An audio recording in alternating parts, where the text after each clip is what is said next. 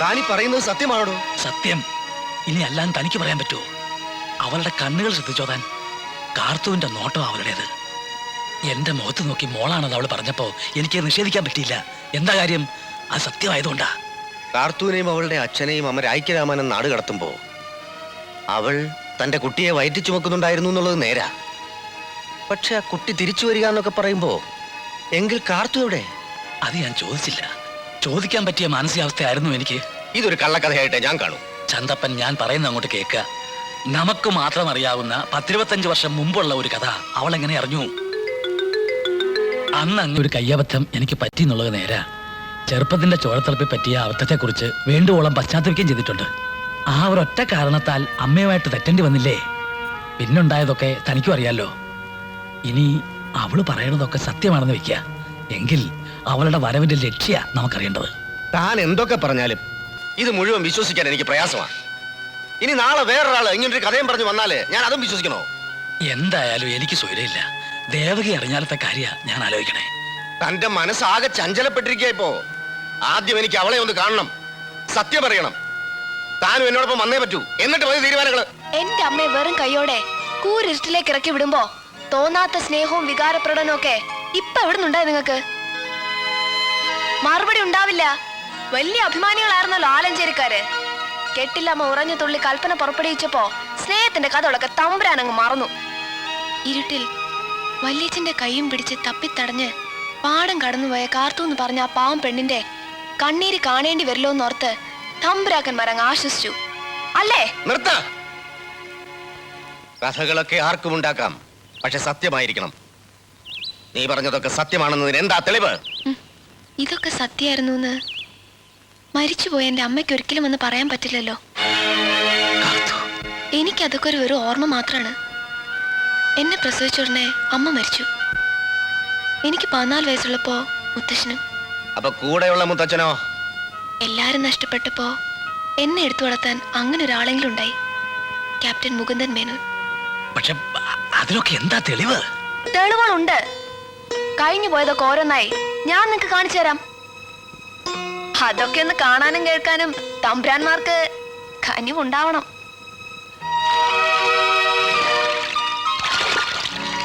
ഈ പുഴക്കരയിൽ വെച്ചാണ് തമ്പുരാൻ കാർത്തൂനെ ആദ്യം കാണുന്നത്. ഒരടിയാത്തി പെണ്ണിന്റെ തമ്പുരാനെ സ്നേഹിക്കാൻ അവകാശമില്ലെന്ന് അവള് പറഞ്ഞപ്പോ തമ്പുരാനാണ് ഞാൻ നിങ്ങളുടെ കൂടെ ഉണ്ടാവുമെന്ന് പറഞ്ഞ് അവർക്ക് ധൈര്യം കൊടുത്തത്. നേരല്ലേ? അല്ലേ? ഞാൻ പറഞ്ഞു എന്നുള്ളത് സത്യമാണ്. പക്ഷേ അല്ല, ആദ്യം നിങ്ങളെല്ലാം നിഷേധിച്ചതല്ലേ? അപ്പൊ സത്യം മുഴുവൻ പറഞ്ഞു കഴിയുമ്പോഴോ?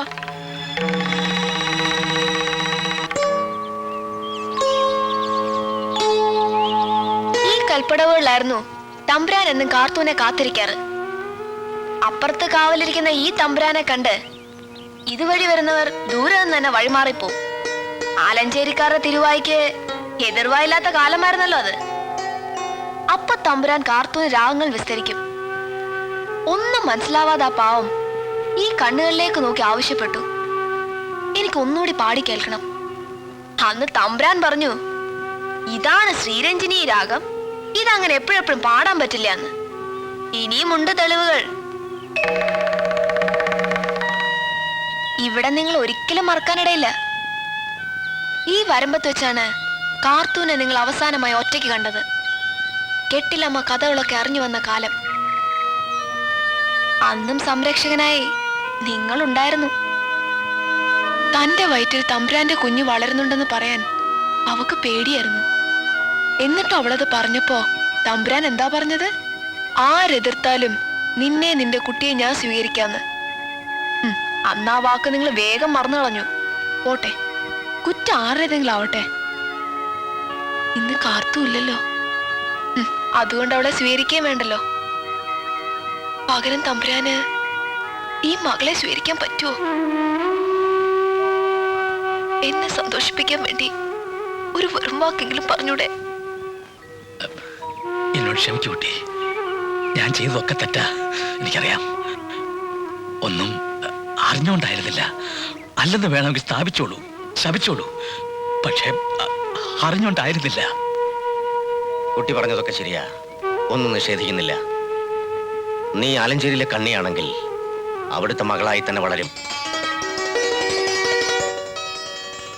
അതേടോ, എന്നും നമ്മൾ രണ്ടാൾക്കും ഒരേ തീരുമാനമേ ഉണ്ടായിരുന്നുള്ളൂ. ഇക്കാര്യത്തിലും അങ്ങനെ തന്നെ ആവട്ടെ. തൽക്കാലം ഇക്കാര്യം ആരും അറിയണ്ട. പറയേണ്ട സമയം വരുമ്പോ ഞങ്ങൾ പറയും. പക്ഷെ ഇപ്പോ ആരും അറിയണ്ട്. ഞാനൊരു ആഗ്രഹം ചോദിച്ചോട്ടെ? എന്താ കുട്ടി? ഞാനൊന്ന് എന്തായാലും പറഞ്ഞോളൂ. ഞാനൊന്ന് അച്ഛന്ന് വിളിച്ചോട്ടെ? എന്റെ കുട്ടി.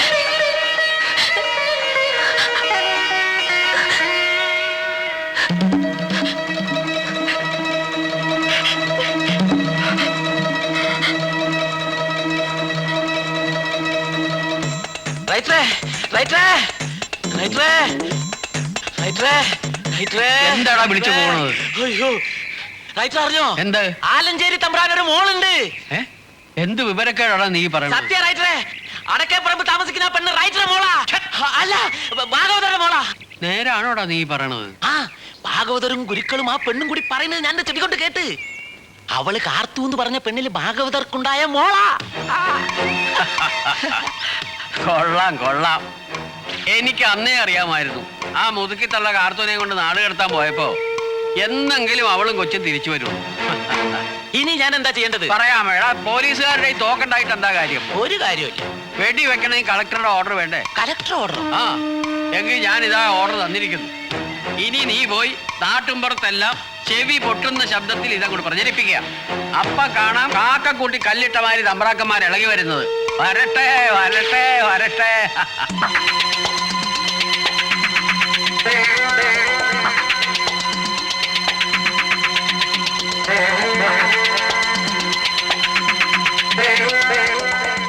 എന്റെ ദേവി, ഞാൻ എന്തൊക്കെയായി കേക്കണേ? കരക്കാരൊക്കെ എന്തൊക്കെയാ പറയുന്നത് അറിയാം അമ്മയ്ക്ക്. നാട്ടിൽ കൂടി ഇറങ്ങിയെടുക്കാൻ വയ്യാണ്ടായി. ഇന്നലെ ഒരുത്തൻ എന്റെ മുഖത്തൊക്കെ ചോദിക്കുക, ആലഞ്ചേരിക്കാരെല്ലാരും അറിഞ്ഞോണ്ടുള്ള നാടകം വരുന്നില്ലെന്ന്. അത് കേട്ടപ്പോ തൊലി ഉലിഞ്ഞു പോയി. ഞങ്ങൾക്ക് അറിയേണ്ടത് ആ പെണ്ണ് ഞങ്ങളുടെ ആരാണെന്നാ. ഒന്ന് പതുക്കെ പറയേ, അച്ഛൻ കേട്ടാലേ മറുപടി ഇപ്പൊ തന്നെ കിട്ടും. എന്റെ ഭഗവാനെ, ഒരു പെണ്ണില്ലായിരുന്നു ഈ തറവാട്ടിൽ. ഒരു പെണ്ണ് വന്നപ്പോ എന്തൊക്കെ അനർത്ഥങ്ങളാ ഉണ്ടായത്. എനിക്കിതൊന്നും കേൾക്കാൻ വയ്യേ. ഇനിയുടെ എന്തൊക്കെയാ ഉണ്ടാവാന്ന് ആർക്കറിയാം.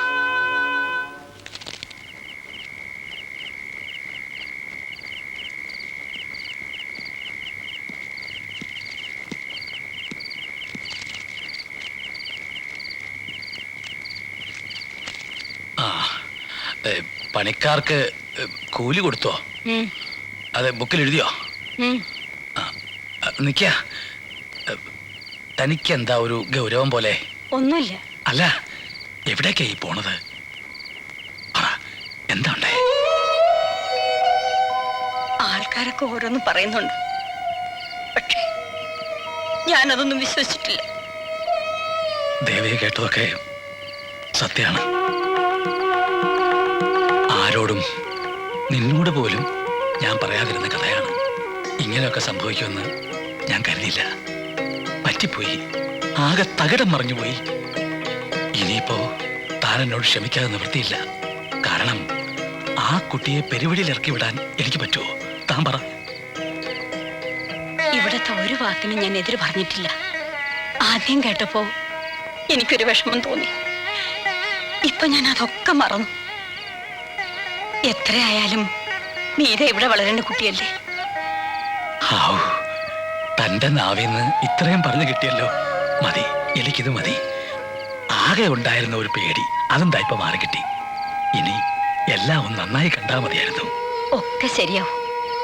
ഇത്രയും കാലം ആലഞ്ചേരിയിൽ ഒരു പെൺകുട്ടി ഇല്ലായിരുന്ന ദുഃഖവും ഇപ്പൊ തീർന്നല്ലോ. മേരിയോട് പറയണമെന്ന് പലതവണ ആലോചിച്ച കാര്യമാണ്. തന്നെ ഞങ്ങൾ ഒരുപാട് വേദനിപ്പിച്ചിട്ടുണ്ട്. ഒന്നും മനഃപൂർവ്വമായിരുന്നില്ല. ഇത്രയൊക്കെ പറയാൻ എന്താ ഉണ്ടായി ഉണ്ണി? ഉണ്ടായിട്ടുണ്ട്. ആലഞ്ചേരിയിൽ മാത്രമല്ല, എന്റെ മനസ്സിലും. എല്ലാരും പോലെ കളിയും തമാശയും പറയല്ല, എനിക്ക് മേരിയെ ഇഷ്ടമാണ്. പക്ഷെ ഉണ്ണി, അച്ഛൻ അറിയുമ്പോ? ആരും പറയണം ഞാൻ കാര്യാക്കണില്ല. എനിക്കറിയേണ്ടത് മേരിക്ക് എന്നെ ഇഷ്ടമാണെന്ന് മാത്രം. ഇഷ്ടാന്ന് കേൾക്കാനല്ലേ ഉണ്ണി കാത്തിരിക്കുന്നത്? ഇഷ്ടാണ്, ഒരുപാട് ഇഷ്ടാണ്. സമാധാനമായി. പിന്നെ ചോദിക്കുന്നുണ്ട് വേറൊന്നും വിചാരിക്കരുത്. അറിയാനുള്ള ആഗ്രഹം കൊണ്ട് ചോദിക്കുക. നാട്ടുകാർ ഓരോ കഥകളൊക്കെ പറയുന്നുണ്ട്. അച്ഛന്മാര് മറുപടി വിട്ട് പറയണില്ല. എന്നോട് പറയാൻ പറ്റുന്നാണെങ്കിൽ